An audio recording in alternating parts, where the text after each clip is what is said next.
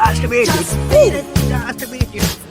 Just beat it. Just beat it. এই ছেলে, তোমাকে চেনা চেনা লাগছে। তুমি রহিমের ছেলে না? জি ভাই, আমি রহিমের ছেলে Mizan. Wow, nice to good to see you, but তোমার কি অবস্থা? তুমি কি করো এখন? চাকরি বাকরি কিছু করো নাকি শুধু? জি ভাই, আলহামদুলিল্লাহ আপনাদের দোয়ায় ব্যাংকে একটা চাকরি পেয়েছি। Wow, nice to good, nice to good, nice to good. তা ঠিক আছে, ভালো থাকো। আরে ভাই না, আপনি কি করেন সেটা তো বললেন না। আমি আমি আসলে আমার একটা ফ্রেন্ড আছে, ও ব্যাংকে জব করে, অনেক বড় পজিশন আছে। তো ঠিক আছে, ঠিক আছে ভাই, বুঝতে পারছি, কিন্তু আপনি কি করেন?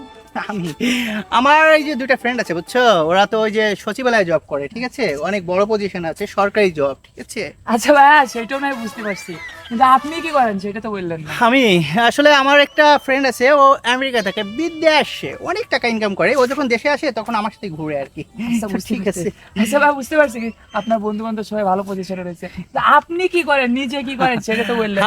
আমি আসলে আমার এই যে ফ্রেন্ড আছে বাজারে, ওদের অনেক বড় বড় ব্যবসা আছে, তো আমি ওদের দোকানেই বসি আর কি মাঝে মাঝে।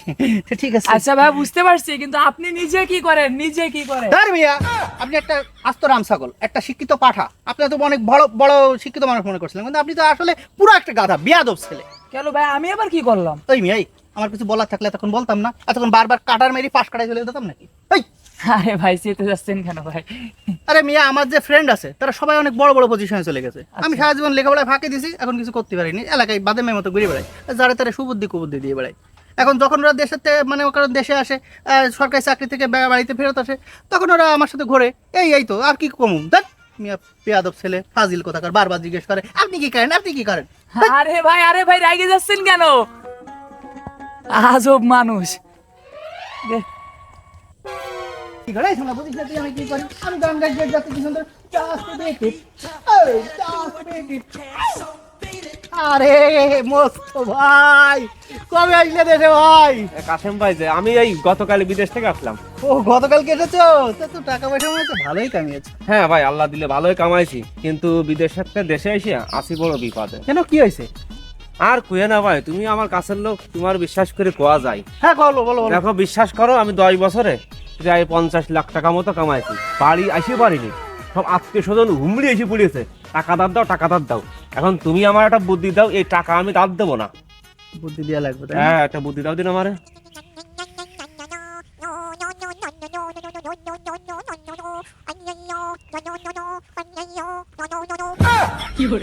পাইছি। কি পাইছাও, কি পাইছাও? পাইছি, কই কই? ওরা বুদ্ধি পাইছি। ও, তা কও, কি পাইছাও? তুমি কালকে একটা ভ্যান কিনে ফেলো। ভ্যান? হ্যাঁ, তুমি কালকে ভ্যান কিনে কালকে তুই ভ্যান চালাবো। কি কথা ভাই, আমি এত কষ্ট করে মেলা টাকা কামাইছি, আমি ভ্যান চালাতে পাবো না। আরে ভাই, আমি যা কষি তাই শোনো, তুমি কি 50 লাখ টাকা কাছে রাখতে চাও না মানুষ দিয়ে দিচ্ছাও? না না না, ওরে কি করছাও? 50 লাখ টাকা আমার কাছে রাখবো, আমার কষ্টের টাকা। কালকেরাই ভ্যান কিনে ফেলবা, ভ্যান চালানি শুরু করবা। শোনো ভাই, সে নাই আমি বুঝলাম যে আমি কিনলাম ভ্যান, তা কোয়াও ভ্যান কিনে কাজ কি তাই একটু বোঝাই কও।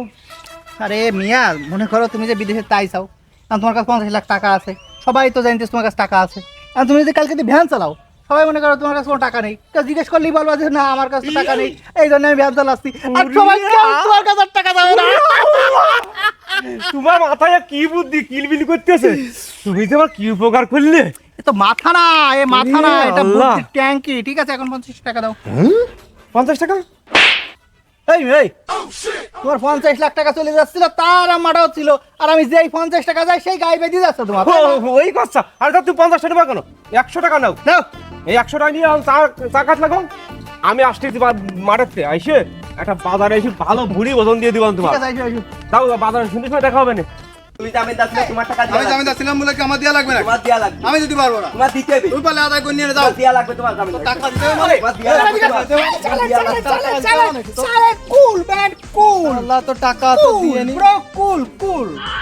কি हुआ? সালা কি হচ্ছে ব্রো? আরে ভাই আর কই না, ওই সমিতিতে টাকা তুলে দিলাম ওই বছরে আকাশে। এখন 10,000 টাকা তুলে দিলাম, তার জামিনদার ছিলাম আমি।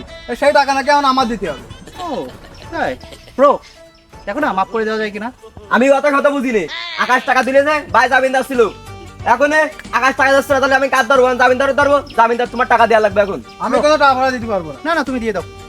আরে আমি নিজের কিস্তি ঠিক মতো দিতে পারি না, আমি আবার ওর কিস্তি কি দেবো? ও তুমিও খাই বসে রয়েছো? ওই আছে, তো তোমার কত টাকার কিস্তি? ওই আমার 20,000 মতো আছে। তাহলে তো বেড়ে গেছে। তুমি কোনো টেনশন নিও না তো বলো। এই রে তোমার জামিনদার আছে না? হ্যাঁ তুমি এক কাজ করো বস, আপনি ওর জামিনদারের কাছ থেকে 20,000 টাকার কিস্তি নিয়ে নিন, আর তুমি 10,000 টাকার কিস্তি দিয়ে দাও। কি ব্রো?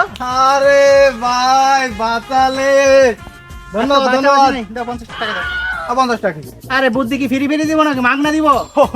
আরে ওই বিকালে বাজারে গিয়ে দিয়ে দেওয়ানে। ঠিক আছে, মজা করে জানো। ওকে ব্রো আমরা তুমি আসি। কিছু মনে করো না। আসি। গো গো।